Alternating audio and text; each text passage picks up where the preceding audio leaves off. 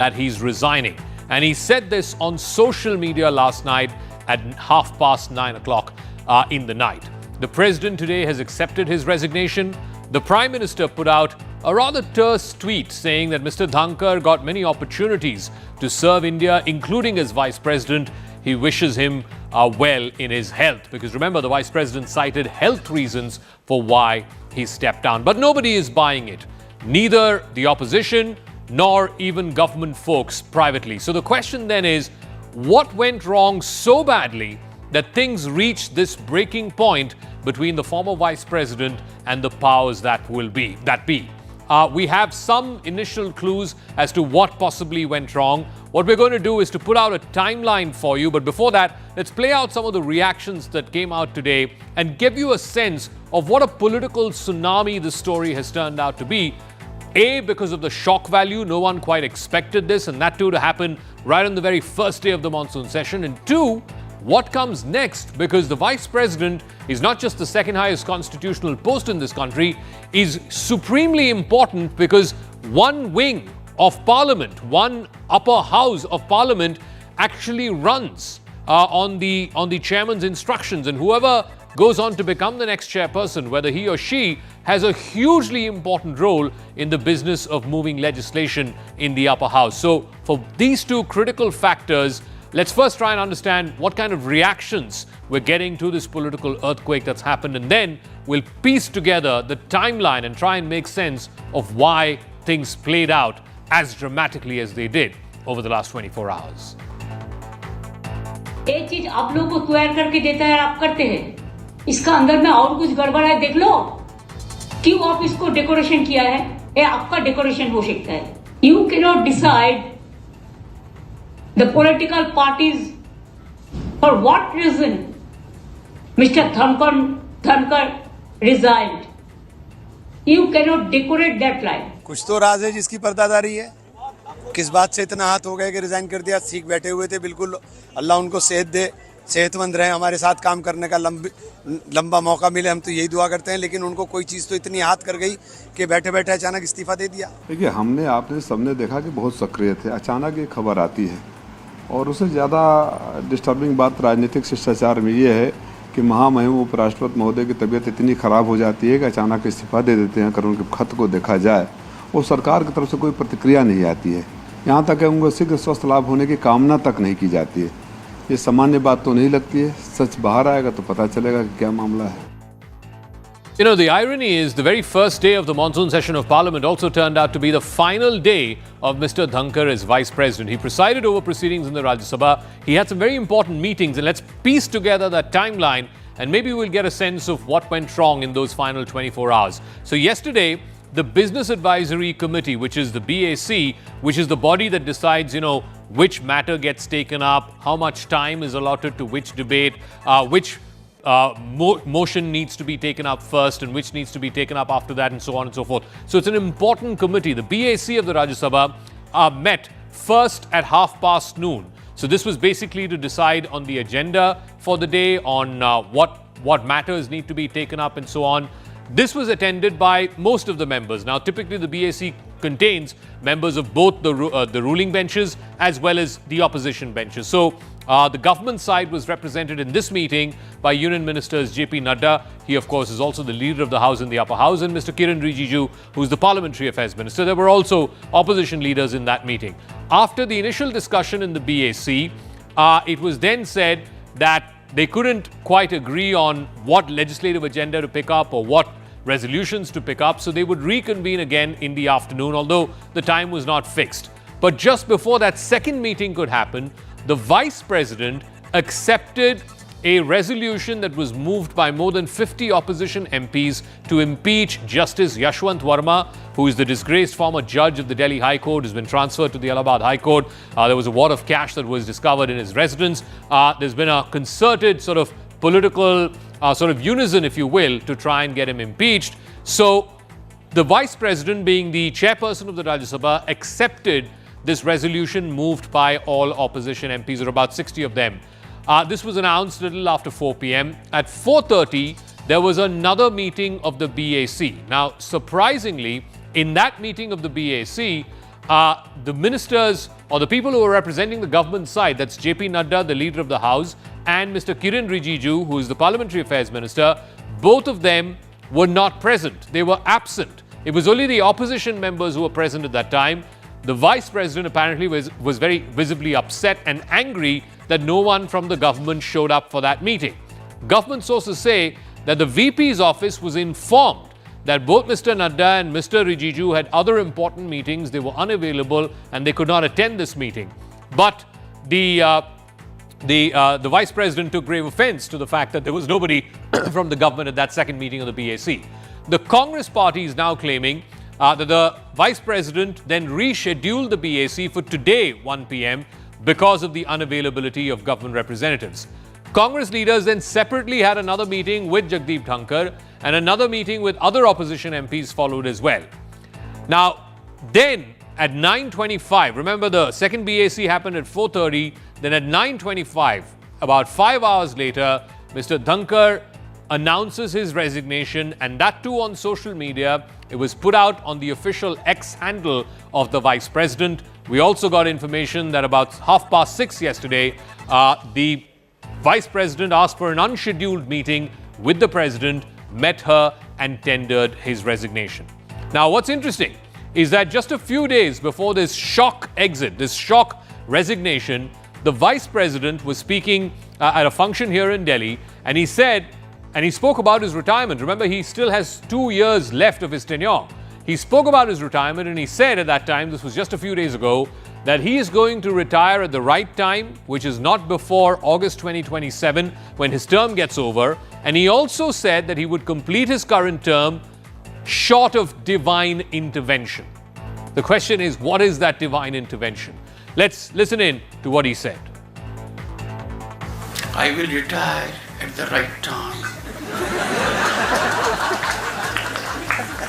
August 2027, subject to divine intervention. Clearly, some divine intervention happened yesterday, and we'll try and analyze what that possibly could have been. But let's also try and take it a step further, because like I said, the Vice President is an important constitutional office, constitutional functionary. Perhaps the most important work of the Vice President is to officiate the proceedings of the upper house, to take forward the legislative agenda of the government in the upper house. And so it's a critically important position. Who may possibly be the next Vice President and therefore the person who will be officiating in the upper house? The Election Commission, of course, has to notify the dates, and I believe there is a 2-month deadline for those the election process to be kicked in for the next Vice President. But there is huge speculation over who would take over. The front runners, there is the name of Nitish Kumar doing the rounds. The Bihar Chief Minister is a multi-term Bihar Chief Minister. He's a frontline ally of the NDA, public administrator with a proven track record, and has national visibility and, dare I say, national ambitions as well. Then there is Rajnath Singh, the defense minister. He's been 2-time president of the BJP. He's been talked about. In fact, whenever there are, a group of ministers that need to be chaired, or whenever all-party meetings need to be chaired, he's usually the go-to person for the government and for the Prime Minister. Also, there is Union Health Minister JP Nadda, who's also the BJP president. His tenure is pretty much over. He's living on extended time until the BJP can figure out who their next president is. He's also, by the way, the leader of the house of the BJP in the upper house. So that gives him an added advantage as well. And then, of course, there is the President Lieutenant Governor of Jammu and Kashmir, Mr. Manoj Sinha. He's often seen as a technocrat administrator.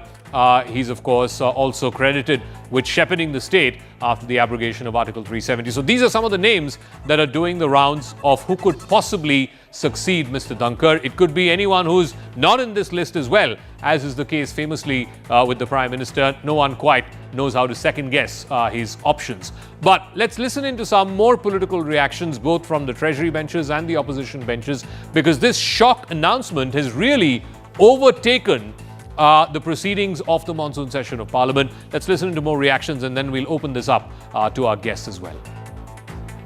देखिए, माननीय उपराष्ट्रपति जी का इस्तीफा एक तरीके से हम सभी के लिए, चाहे हमारी सरकार हो या विपक्ष के साथी हो, सभी के लिए शॉकिंग है, सरप्राइजिंग है। किसी को भी जानकारी नहीं थी अचानक ही सबको ऐसी जानकारी मिली, क्योंकि पिछले कई बार ऐसी घटनाएं हुई जब हमने देखा कि उनके स्वास्थ्य की समस्या हुई। तो मुझे ऐसा लगता है कि स्वास्थ्य के चलते ही उन्होंने ये कदम उठाया है, और मैं इतना ही कहूंगी कि उन्हें शुभकामनाएं हैं, वो स्वस्थ हों और हम सब उनके अच्छे स्वास्थ्य की कामना करते हैं। अब तो बात तो सही होगी, जिस कारण उन्होंने इस्तीफा दे दिया है तो नेचुरली स्वास्थ्य के कारण तो है। तो कौन क्या सवाल उठाता इसको कोई मतलब नहीं है। जब उन्होंने खुद से कुछ बात कही है तो विश्वास रखना चाहिए। देखिए, ये विपक्ष है, इनका काम है बोलना। किसी भी बात को, किसी के स्वास्थ्य का भी मजाक उड़ा सकते हैं, उस पर भी राजनीति कर सकते हैं। सो समबडी इज रेस्टिंग, अब उस पर भी आप राजनीति कर रहे हैं, मतलब हद हो गई। राजनीति का लेवल दिन ब दिन नीचे गिरता जा रहा है। All right, I want to open this up to our panelists and try and make sense of what has happened and what is likely to happen now. Jagdeep Dhankhar is former Secretary General of the Rajya Sabha. Jebi Mathur is a Congress Member of Parliament of the Rajya Sabha. Smita Prakash, Editor of ANI. Neerja Chaudhary, Senior Journalist. Amitabh Tiwari, Author and Political Analyst, also joining us.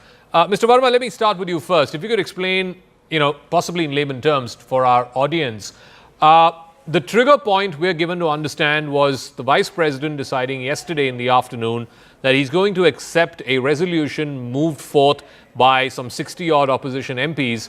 This was regarding the impeachment motion against the now disgraced High Court Judge, Justice Yashwant Verma.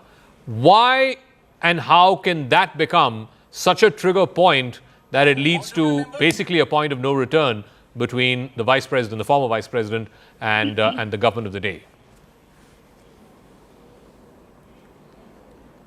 Well, I don't know if that is the trigger point, but the point of controversy could be that whether that impeachment motion is brought in the Lok Sabha or in the Rajya Sabha. As I hear that members from both the houses, they were signing the petition, and it is probably required to know as to where the application was given first.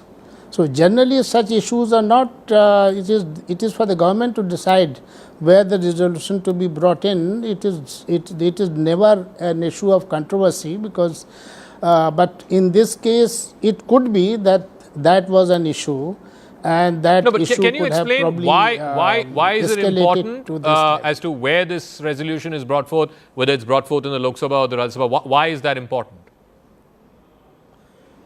No, I don't think it is important in any way. The only way is that probably if somebody wants to probably get the credit, I can't say that, get the credit for having actually kicked up the whole matter first. Okay. Then that could be any reason. Otherwise, generally, like Article 370 was brought in the Rajya Sabha first. Correct. There are several other resolutions which are brought in the Lok Sabha first, and many times government decides as per its political strategy as to where to bring it in the Lok Sabha first or in the Rajya Sabha first. Okay, Jebi Mathur, you're a member of the upper house.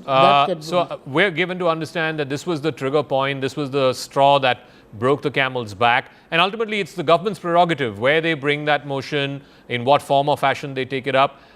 There is a feeling that the VP was encroaching on the government's domain.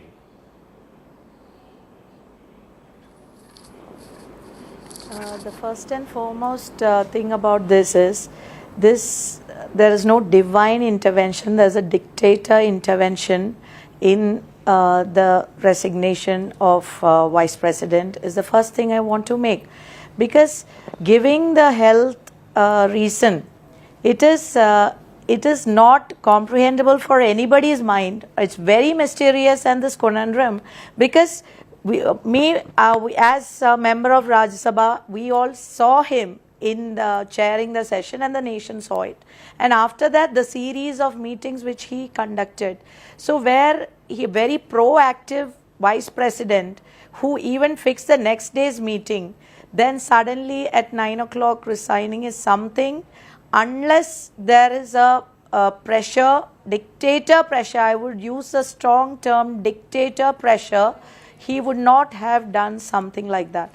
So from the point of view of, and also that is one thing. Second thing is the Prime Minister's tweet it is very unfortunate that when even assuming for a moment without conceding that due to health reasons the vice president resigned, but if that was the case, Prime Minister would have given him a graceful exit, some good words and a graceful exit. But what has happened?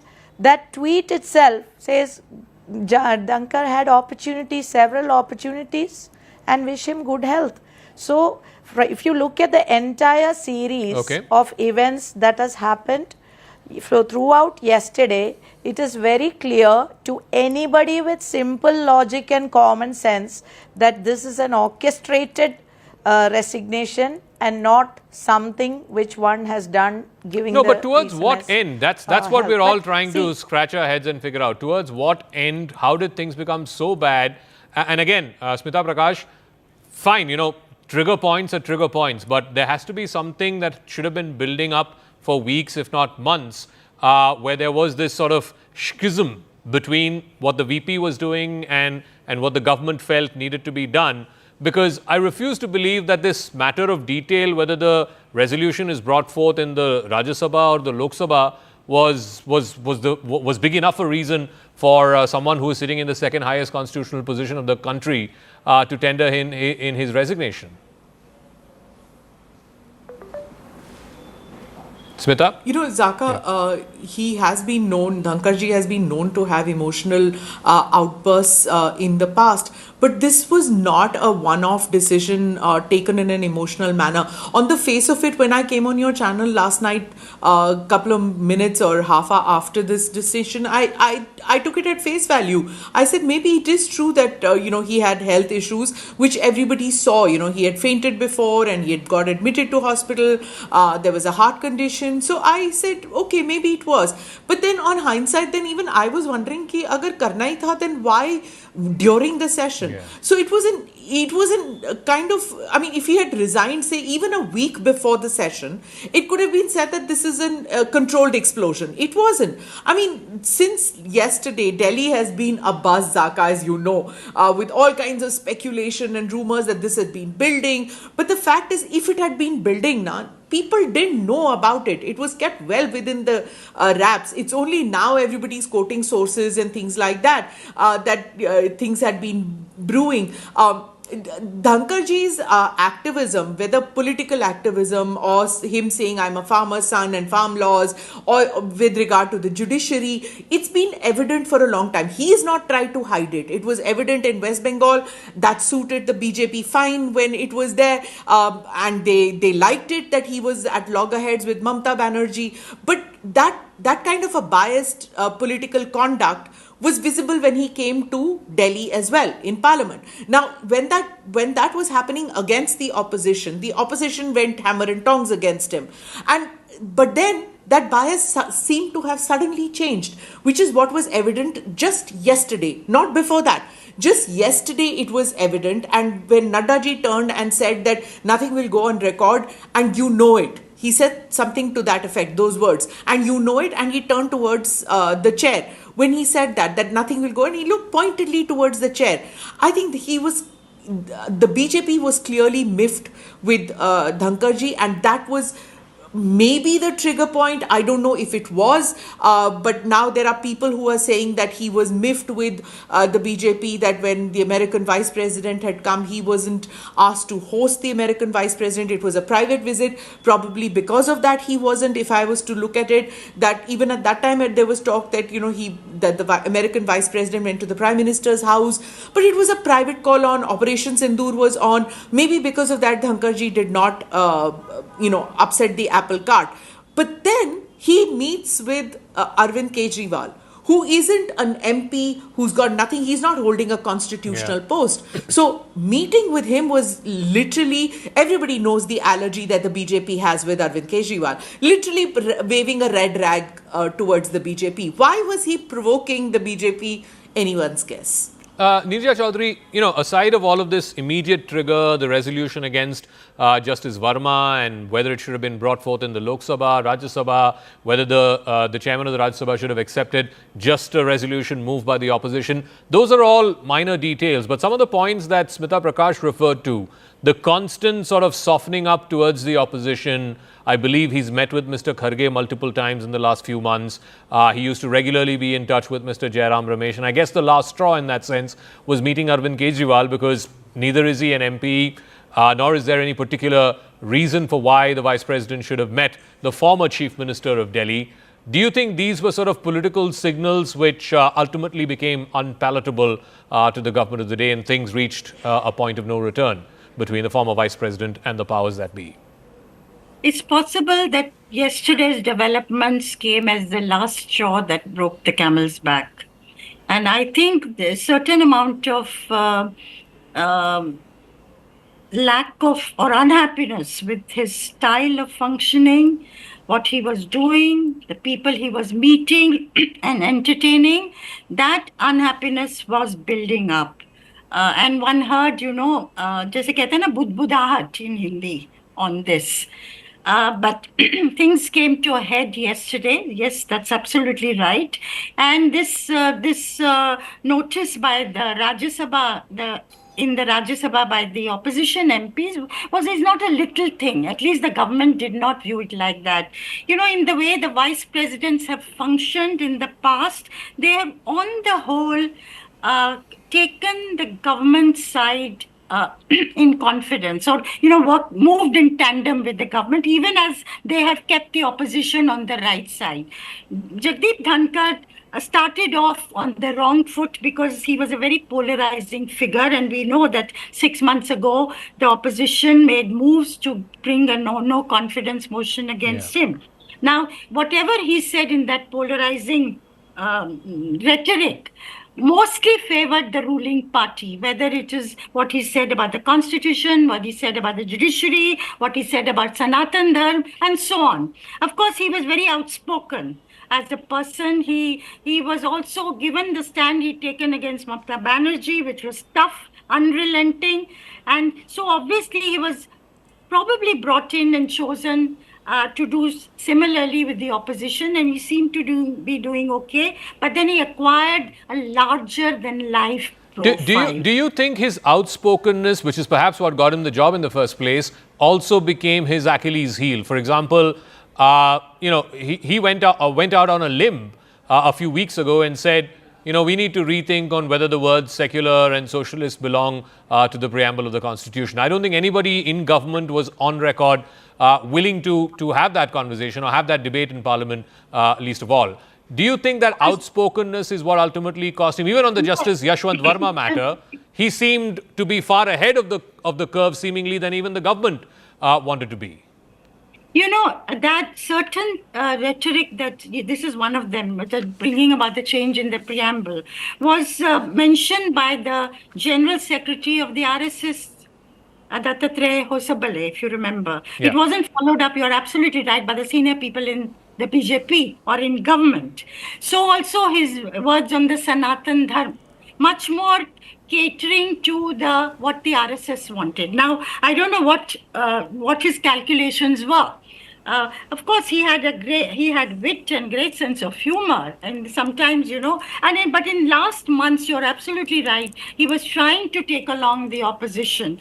But I think somewhere yesterday, this government probably wants to have people who don't have such a high profile all the time. Okay.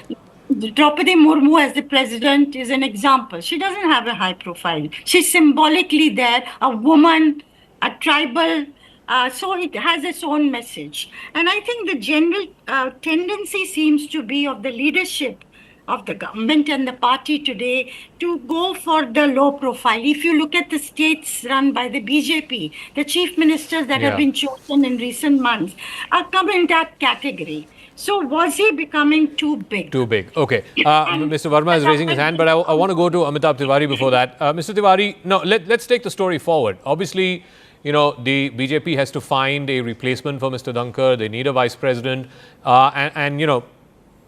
Slightly a different point from what Neerja Chaudhary was saying, but they also need in the next vice president somebody who can run the house. And running the upper house is not an easy job. So you need someone who is adequately low profile, but also skilled enough to run the upper house. How is this likely to play out as far as the BJP is concerned, particularly now having been, as they say in English, bitten twice shy? Sorry, I'm forgetting the phrase, but you get what I'm saying, the drift of what I'm saying. They'll be doubly careful with whoever the next VP candidate is going to be. Once bitten, twice shy, sorry. Yeah. So essentially, the experiments of the BJP with non-RSS background people in the constitutional posts seems to not have been working. Satyapal Malik, and now we have Jagdeep Dhankhar. So the BJP does have a challenge. It needs to fill the position with somebody with a BJP RSS background. In a way, it is also an opportunity for the BJP to settle the BJP RSS tussle for the president's post of the party. Now you have a position which can be given to RSS to settle the issue, correct? Because now there is a bigger position available and there could be a trade-off here as well. It obviously causes some embarrassment to the government. The names you mentioned, at least we know that names do not work in BJP textbooks, and at least the two names of Mr. JP Nadda and Manoj Sinha, I think they are too young because they are still 64, 65, and BJP would try to or would want to utilize their services further. It also can become a deviation for the opposition because there are bigger issues to be discussed. Operation Sindoor, SIR, etc. But opposition, because of this political opportunism or the opportunity which they have got, is trying to exploit this, but it derails their larger targeting of the government. And lastly, whatever seems to have gone wrong between Jagdeep Dhankhar and the BJP seems to have happened after the budget session, because inside the Rajya Sabha or Parliament, his conduct was not that would have angered the BJP, correct? So something has happened in the past 3-4 months as a build-up to this, which has perhaps led to this decision. But I would not rule out a spur of the moment emotional decision also from Jagdeep Dhankhar, because the issue, as you mentioned. Two things I want to ask you before I go back to Mr. Verma. One, can you please elaborate on your hypothesis that you made earlier about how this could be a trade-off? Everybody knows that the BJP and the RSS for a while now, they're not on the same page as far as who's going to be the next BJP president. There is fundamentally a difference of opinion there, and they've not been able to resolve it up until now.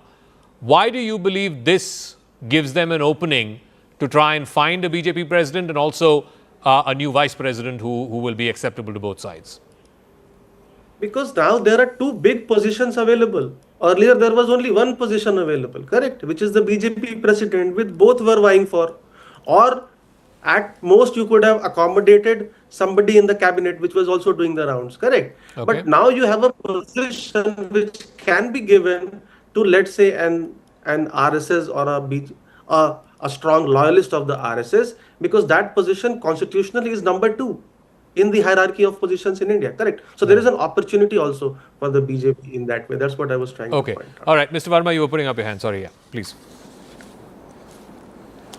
Yeah, I just wanted to make 2 comments. One is that you said that whether the over-activism has some role to play in this.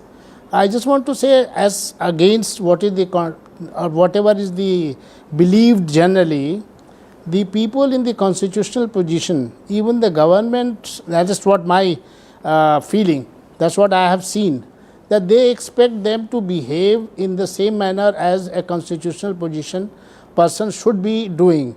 They are not supposed to take over. It is true of all the constitutional bodies, all the constitutional authorities, not to be so active as to take the role of the government. The governments, I've seen somebody, which I would like to name, somebody very senior telling that in the House, it is our job, ruling party's job, to counter the opposition. It is not necessary for somebody presiding to be doing that job. So sometimes this over-activism that you are referring to could be a reason. That's what I'm just trying to hint at. And the other point that I wanted to make was that many a times we see too much between what is happening between the lines.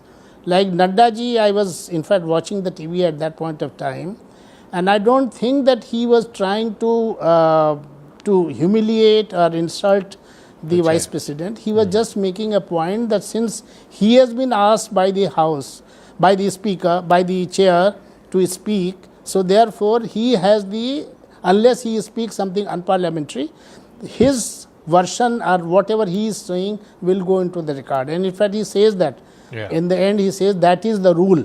He says this and they said that is the rule.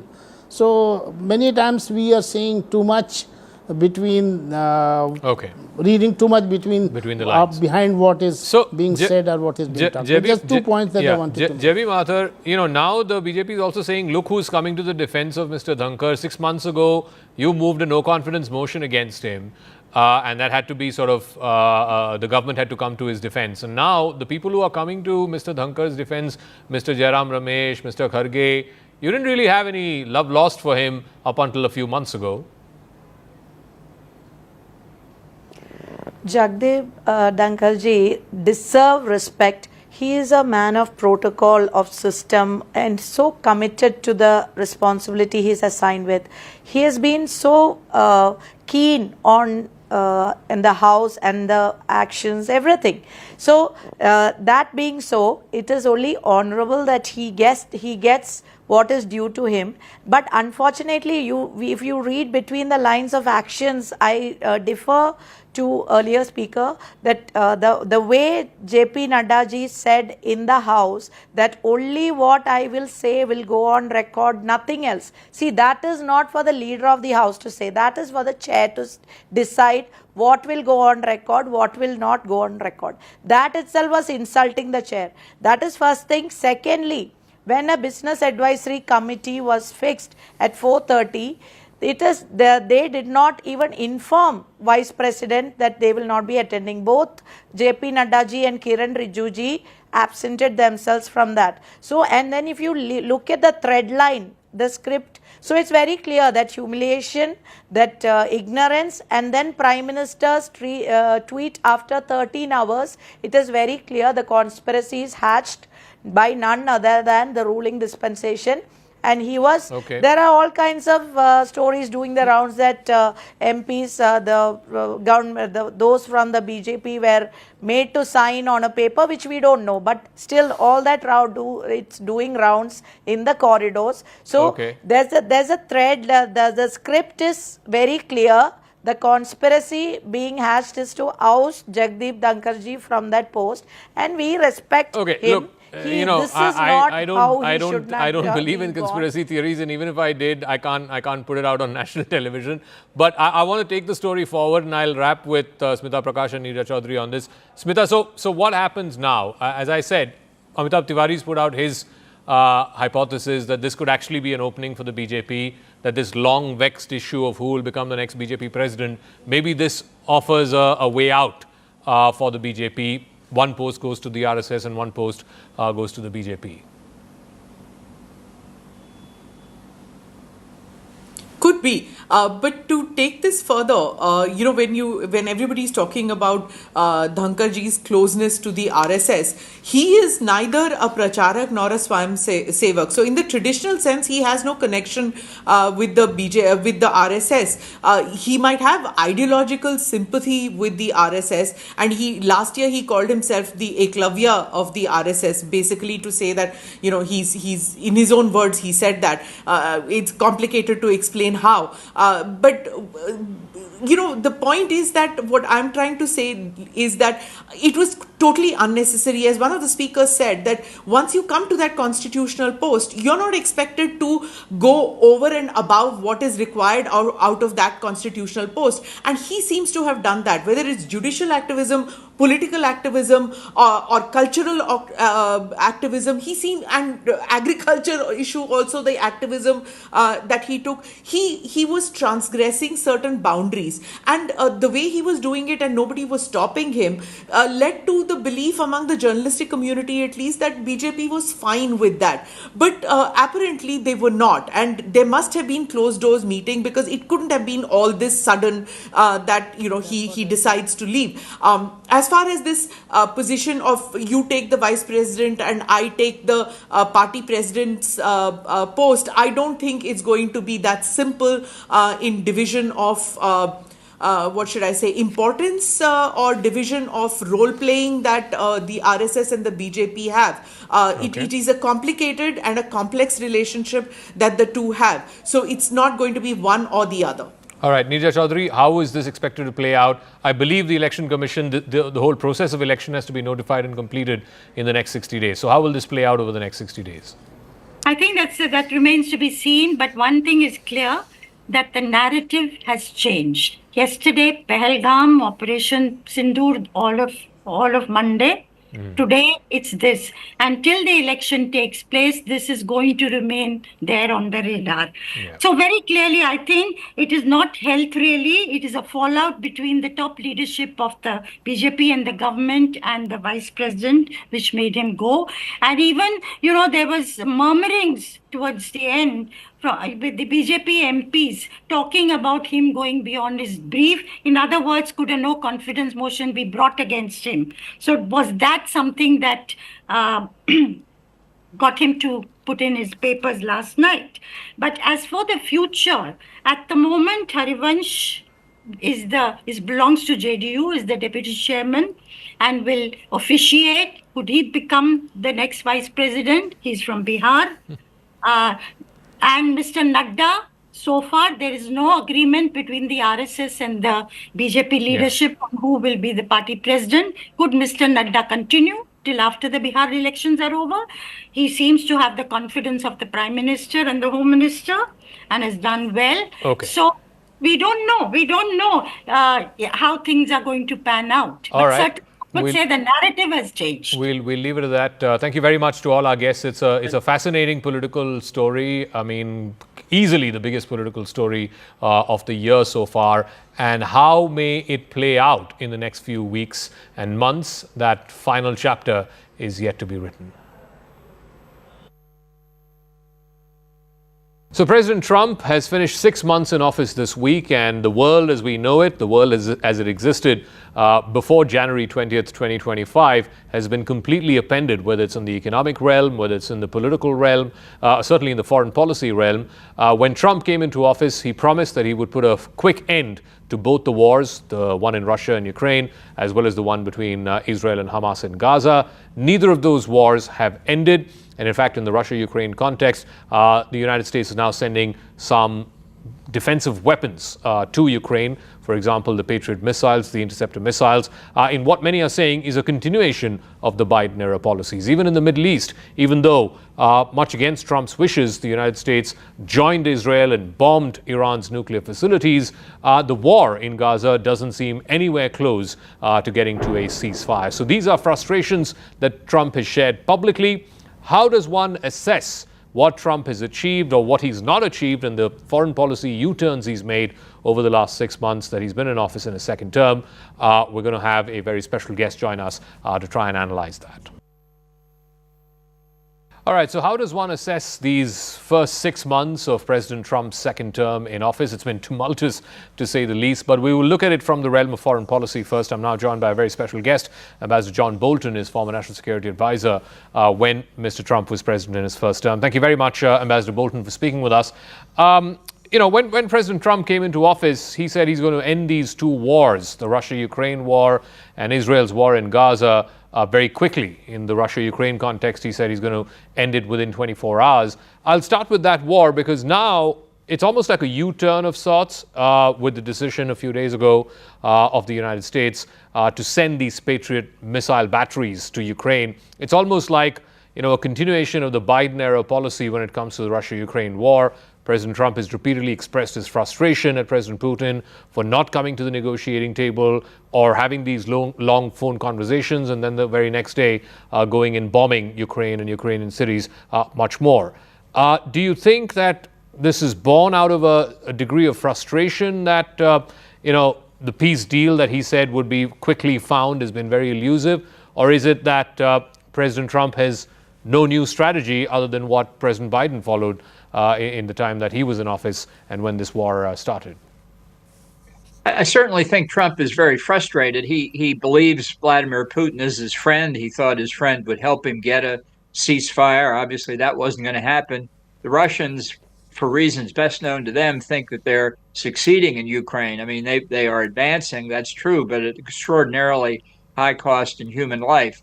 But I think that's clear why the Kremlin doesn't want to agree to a ceasefire. And I think really what Trump is doing here, as I write in the Wall Street Journal this morning, is trying to find a way to get out of the Russian-Ukraine war entirely.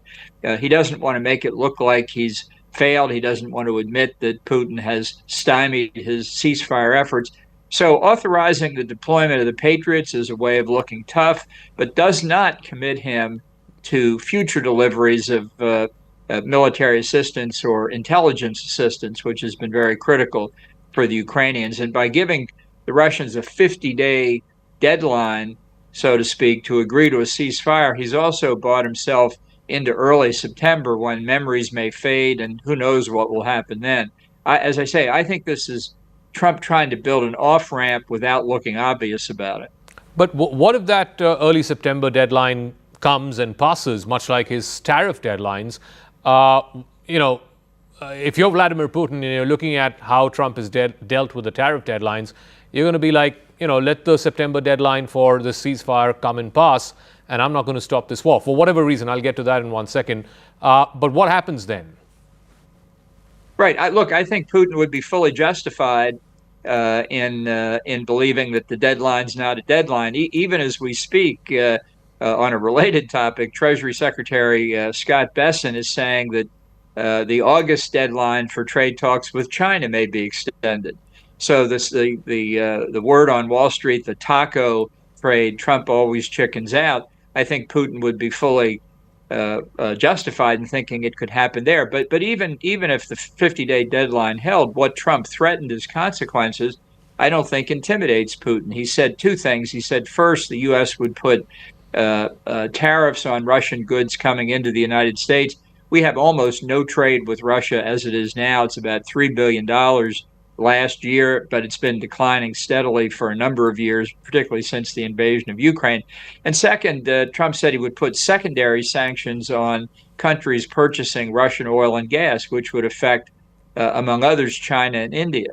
And honestly, both in the Kremlin and in most U.S. markets, they don't believe he would ever put secondary sanctions on two countries that he's having already a great deal of difficulty working out a trade deal with. Now I want to come to it from the point of view of the Kremlin as to why Putin would not take this deal. It seems sweet enough. I mean, he's getting everything he wants. He's getting all the 4 provinces in the east that he controls of Ukraine. They're pretty much going to freeze the lines as he wants it. There's an assurance that Ukraine will never get NATO membership. So, I mean, this is as sweet as it gets. And as you said, if it's happening at a great cost, human and military cost to the Kremlin, why is Putin not taking this deal? I can't really explain it. I've thought he should take this or a similar ceasefire deal for some time, including the terms that were basically being offered at the last year of the Biden administration. And the only conclusion I think you can reach is that the Russians are very confident that their military success will continue, and they may have some belief that a threatened new offensive in northeastern Ukraine may finally turn out to be a really effective military operation for Russia. They have not had good success in this war for many years. So, but nonetheless, realizing what Russia's fundamental objective here is, which is the recreation of the Russian Empire, they have to have Ukraine to have a Russian Empire. So it's a very, very high priority for the Kremlin, just as freedom and independence is a very high priority for the Ukrainians. These are the explanations that a ceasefire was not achievable. Both sides think they have enormous interest at stake. They're not prepared, at least at this point, to compromise on. I want to come to the second conflict, which is, it started off as Israel and Hamas in Gaza.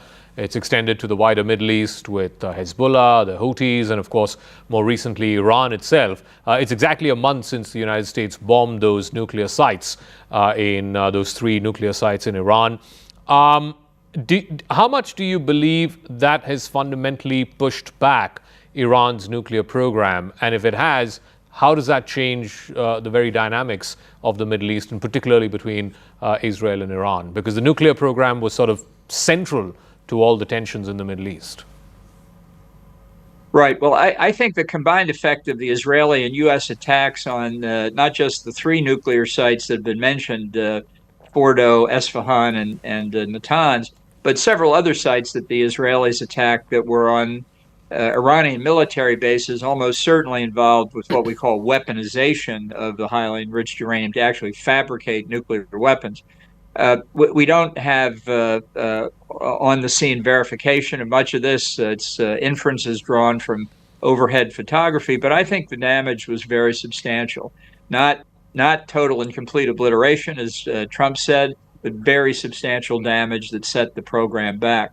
And I think when you combine this with the impact that Israel has had on Iran's terrorist proxy groups, the destruction of much of Hezbollah, the pummeling of Hamas in the Gaza Strip, some effect on the Houthis in Yemen, not as much comparatively, but the fall of the Assad regime in Syria. All of this has left Iran in a much weaker place and left Israel and, by extension, the United States in a much stronger place. So from my perspective, this is not a point where I would throw Iran a lifeline economically or politically. I think you're never going to have real peace and security in the Middle East until the regime of the Ayatollahs is replaced by something else. And I think the regime is in a very weakened state at this point.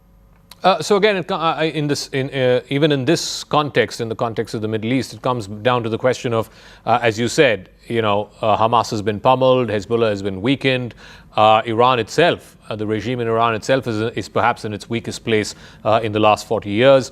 Why then is Trump not able to get Netanyahu to stop the war in Gaza? Well, for the Israelis, they have retained their objectives to eliminate Hamas politically and militarily, and that's still not done. And it's really, at this point, hard to say how much more needs to be done. We do know, just as an example, that there's still parts of this incredible underground tunnel network in Gaza that the Israelis have never been in. And so as long as Hamas has these sanctuaries, which may have escape routes into Egypt, maybe ways they've been getting supplies and ammunition still into Gaza. As long as Hamas remains a military force, I think the Israelis remain pretty strongly united that they want to eliminate it. And obviously, Iran and the nuclear threat is existential as well. But the war began, the obviously failed Iranian Ring of Fire strategy began with the barbaric Hamas attack of October the 7th. 2023, and I'm sure the Israelis have still not forgotten that. So you reckon this is going to sort of continue even after the 3rd year mark? I mean, we're going to be getting to the 3rd year mark in a couple of months. I mean, this can't go on to be a forever war. Well, the 2-year mark. Look, it has taken a long time, but indeed, it was always more than just about Gaza. I mean, I think the Hezbollah and Hamas came in support of Hamas very quickly. Shia militia groups in Iraq were active. Obviously, the Assad regime was active, and clearly Iran itself. And the whole Ring of Fire strategy has turned out to be a debacle for Iran. So, given the circumstances, if you're confronted with this kind of threat, it's not unreasonable to say the only acceptable solution is to eliminate the threat. It's what the United States said in World War II. We wanted unconditional surrender from Germany and Japan, and that's what we got. I want to come to closer home. In the India-Pakistan context, we had the 4-day war back in May, and ever since, President Trump has been saying, and I think I've lost count, honestly, how many times he's been saying about how he was the one who mediated the ceasefire. India has really pushed back against it, including in a phone conversation that the Prime Minister and the President had last month, that the ceasefire was mediated between India and Pakistan, and it did not involve any third party or third country. Why then do you think President Trump is going on insisting that he's the one who ended the war between India and Pakistan? Because he makes a lot of things up, and he really is eager to have a Nobel Peace Prize. He's still jealous that Barack Obama got one in less than 1 year in office, and I think many people around the world don't think Barack Obama deserved it, but that doesn't stop Trump from saying he wants one. So, as we've discussed, he wasn't able to bring a ceasefire to the Ukraine-Russia war. He's not been able to do that in the Middle East. So here's one he can claim. He's also claimed to bring an end to the war between the DRC and Rwanda in Africa. That's not true either, but it doesn't stop him from claiming it. So it's just on his list of things that he's done for the Nobel Peace Prize Committee. There's also this view. I mean, certainly for the last 20 years, certainly since President Clinton and then President Bush, Obama, Trump, there was this feeling that India and the United States are close strategic partners, and the reason why they've come together over such a long period of time is because ultimately the big challenge both for the US and for India is China. And you need a country in this part of the world as a counterweight to China.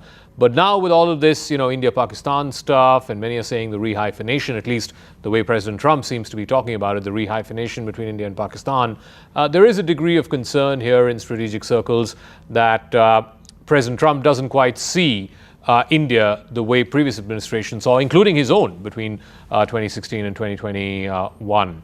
How would you speak to that concern? Well, Trump doesn't think strategically at all, and he didn't really appreciate, going back to his first term, the importance, for example, of the Asian Security Quad with India, Japan, Australia, and the U.S. He wanted to talk about trade even then when he met with Prime Minister Modi. I don't think Trump's view is reflective of really what's a fairly unusual amount of bipartisan agreement in the United States today about the threat that China poses along its Indo-Pacific periphery, about the concern we have of a building axis with Moscow. All of these issues are there and growing.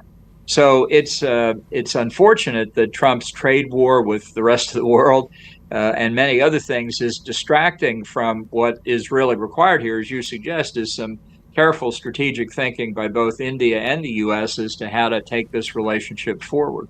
And finally, any plausible explanation for this newfound love between the Trump administration and certain military elements in Pakistan, including the Pakistan Army Chief, Field Marshal Munir, who got a lunch thrown in his honor last month at the White House? Because here in India, again, people are surprised by it. People are trying to make sense of it. What's your view on that? Well, I think it was pretty unexpected here in Washington as well, but it fits the narrative that it was Trump who brought peace between India and Pakistan back in May. And General Munir, I think, was the first foreign leader to offer to nominate Trump for the Nobel Peace Prize. I think everybody's seen the picture of Prime Minister Netanyahu of Israel giving Trump his letter of nomination to the Nobel Peace Prize Committee. And that's a matter of people feeding Trump's ego. And it can have its success, that's for sure. So you think it's purely from that point of view and not necessarily for any strategic value or reason that the Trump administration seems to be taking a much more softer view and tone towards Pakistan? Right. I know this is hard to grasp. It was hard for me to grasp, but Trump doesn't think strategically. He sees international relations through the prism of personal relationships. So he thinks he's friends with Vladimir Putin.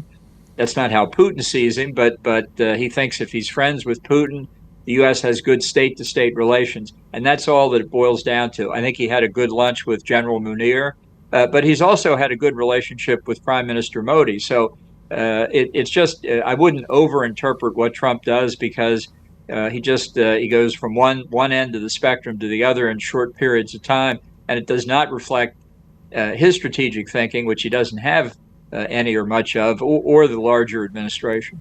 All right, Ambassador John Bolton, we'll leave it at that. Thank you very much for joining us here on Brass Tacks. Thank you. Thanks for having me.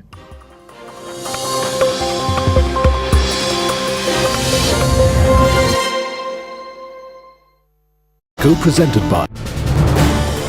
This is News 18 Network.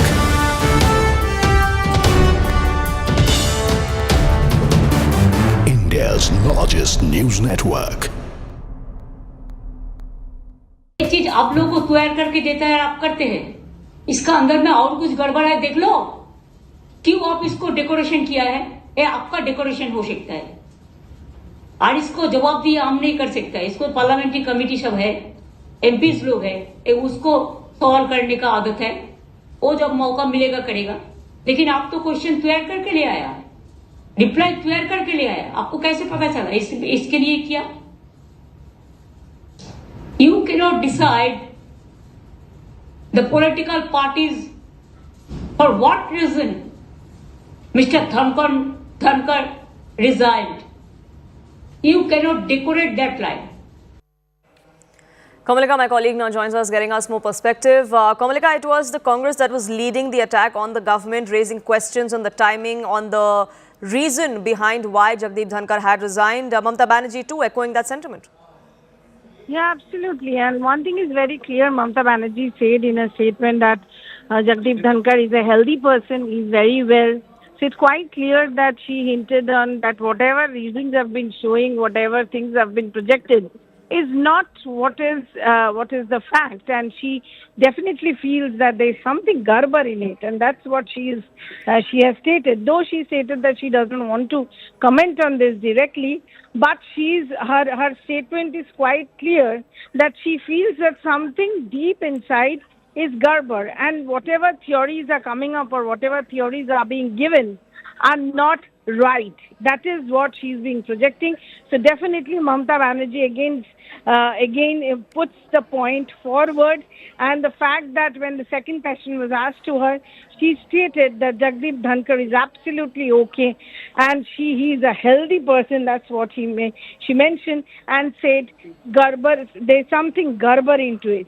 So very, very interesting development, and that's what the reaction from Mamata Banerjee clearly reflects, that whatever theories are coming up on Jagdeep Dhankhar is really not being supported by Mamata Banerjee, and she feels something deep inside is very wrong. Right, Kamalika, thank you so much for getting us the latest on that front. Now, as far as Jagdeep Dhankhar's resignation is concerned, there are questions that are being raised of why it was all of a sudden. There was day one of the monsoon session yesterday. He held two meetings of the Business Advisory Committee along with chairing different sessions amid pandemonium and ruckus in the Rajya Sabha. Was the trigger the impeachment motion of Justice Verma? What we're learning from our sources within the government is that Jagdeep Dhankhar accepted the opposition's proposal against Justice Verma, which seems to have irked the government because they were not informed about this particular proposal in advance. If informed, ruling party members of parliament would also have signed this particular proposal. But Jagdeep Dhankhar came to the Rajya Sabha at about 4 p.m. yesterday and informed the upper house that such a motion was moved by opposition members of parliament and that was accepted. That is something that is seen as a major flashpoint between the government and Jagdeep Dhankhar that led to some heated conversations between the two, and that led to his sudden resignation. Political reactions, meanwhile, are trickling in thick and fast. Let's listen.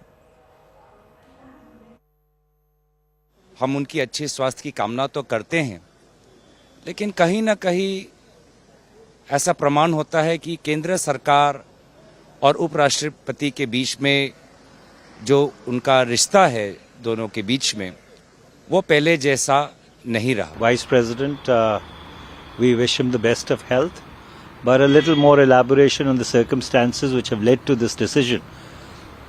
Even though it might be a personal decision, but since he holds a public office and there are 146 crore Indians who would be equally interested and invested in knowing the facts, a certain amount of elaboration will help. दुखद है, दुर्भाग्यपूर्ण है, चौंकाने वाला है. मैं उनसे आग्रह करूंगा वो पुनर्विचार करें. देखिए, ये विपक्ष है, इनका काम है बोलना. किसी भी बात को, किसी के स्वास्थ्य का भी मजाक उड़ा सकते हैं, उस पर भी राजनीति कर सकते हैं. मनुष्य के जीवन में आप हेल्दी इंसान को गिर के तुरंत मृत्यु होते हुए भी देखें. कब कौन से पल आदमी बीमार होता है, सुबह क्या है, शाम को क्या, वो नहीं लोग बोलते हैं. अभी तो बात कर रहे थे, तो ऐसा नहीं है. उनको डॉक्टर ने कहा कि भाई you need to rest. If somebody wants to rest.